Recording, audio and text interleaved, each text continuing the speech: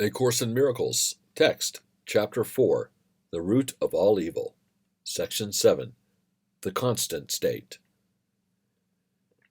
It cannot be emphasized too often that correcting perception is merely a temporary expedient. It is necessary to do so only because misperception is a block to knowledge, while accurate perception is a stepping stone towards it. The whole value of right perception lies in the inevitable judgment which it entails that it is unnecessary. This removes the block entirely. You may ask how this is possible as long as you appear to be living in this world. And since this is a sensible question, it has a sensible answer. You must be careful, however, that you really understand the question. What is the you who are living in this world? Immortality is a constant state. It is as true now as it ever was or ever will be, because it implies no change at all. It is not a continuum, nor is it understood by being compared to an opposite. Knowledge never involves comparisons. That is its essential difference from everything else the mind can grasp. A little knowledge is not dangerous except to the ego.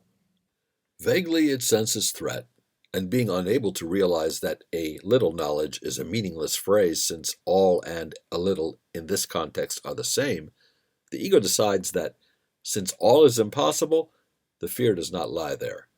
A little, however, is a scarcity concept, and this the ego understands well. A little, then, is perceived as the real threat. The essential thing to remember is that the ego does not recognize the real source of its perceived threat. And if you associate yourself with the ego, you do not perceive the whole situation as it is. Only your allegiance to it gives the ego any power over you. We have spoken of the ego as if it were a separate thing acting on its own. This was necessary to persuade you that you cannot dismiss it lightly and must realize how much of your thinking is ego-directed. We cannot safely let it go at that, however, or you will regard yourselves as necessarily conflicted as long as you are here, or more properly, as long as you believe that you are here. The ego is nothing more than a part of your belief about yourselves. Your other life has continued without interruption, and has been and always will be totally unaffected by your attempts to dissociate. The ratio of repression and dissociation varies with the individual ego illusion, but dissociation is always involved, or you would not believe that you are here. In learning to escape from the illusions you have made, your great debt to each other is something you must never forget.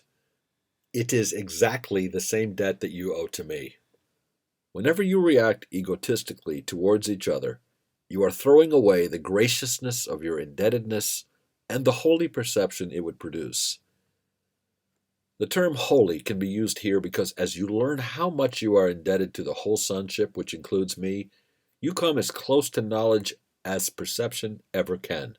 The gap is then so small that knowledge can easily flow across it and obliterate it forever. You have very little trust in me as yet, but it will increase as you turn more and more often to me instead of your egos for guidance.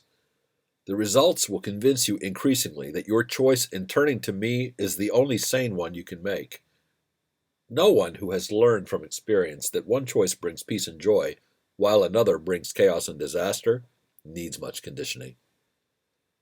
The ego cannot withstand the conditioning process because the process itself demonstrates that there is another way. Conditioning by rewards has always been more effective than conditioning by pain, because pain is an ego illusion and can never induce more than a temporary effect. The rewards of God, however, are immediately recognized as eternal. Since this recognition is made by you and not the ego, the recognition itself establishes that you and your ego cannot be identical. You may believe that you have already accepted the difference, but you are by no means convinced as yet. The very fact that you are preoccupied with the idea of escaping from the ego shows this. You cannot escape from the ego by humbling it or controlling it or punishing it. Remember that the ego and the soul do not know each other. The separated mind cannot maintain the separation except by dissociating. Having done this, it utilizes repression against all truly natural impulses, not because the ego is a separate thing, but because you want to believe that you are. The ego is a device for maintaining this belief, but it is still only your willingness to use the device that enables it to endure. My trust in you is greater than yours in me at the moment, but it will not always be that way. Your mission is very simple. You have been chosen to live so as to demonstrate that you are not an ego. I repeat that I do not choose God's channels wrongly. The Holy One shares my trust and always approves my atonement decisions because my will is never out of accord with His. I have told you before that I am in charge of the whole atonement.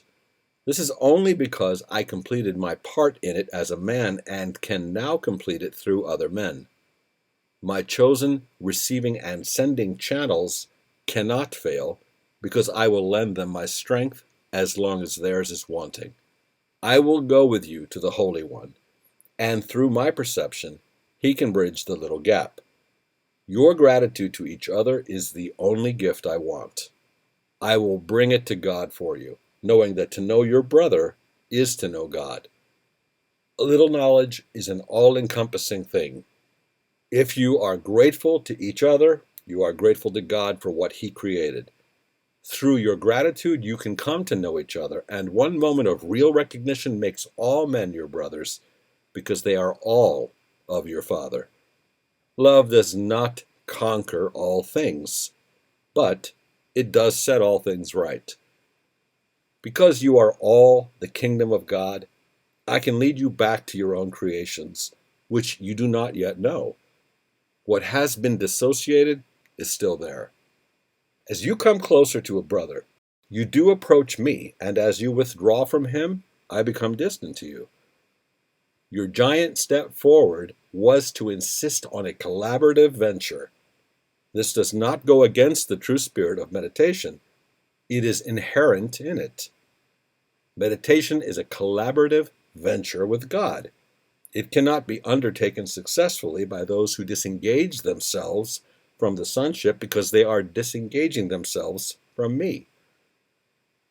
God will come to you only as you will give Him to your brothers. Learn first of them, and you will be ready to hear God as you hear them. That is because the function of love is one.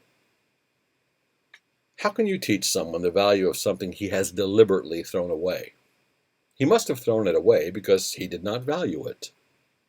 You can only show him how miserable he is without it and bring it near very slowly, so he can learn how his misery lessens as he approaches it.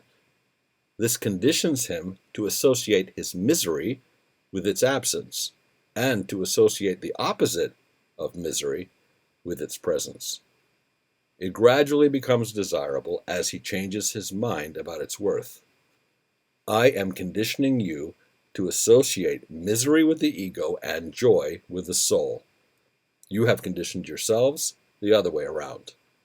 A far greater reward, however, will break through any conditioning if it is repeatedly offered whenever the old habit pattern is broken. You are still free to choose, but can you really want the rewards of the ego in the presence of the rewards of God?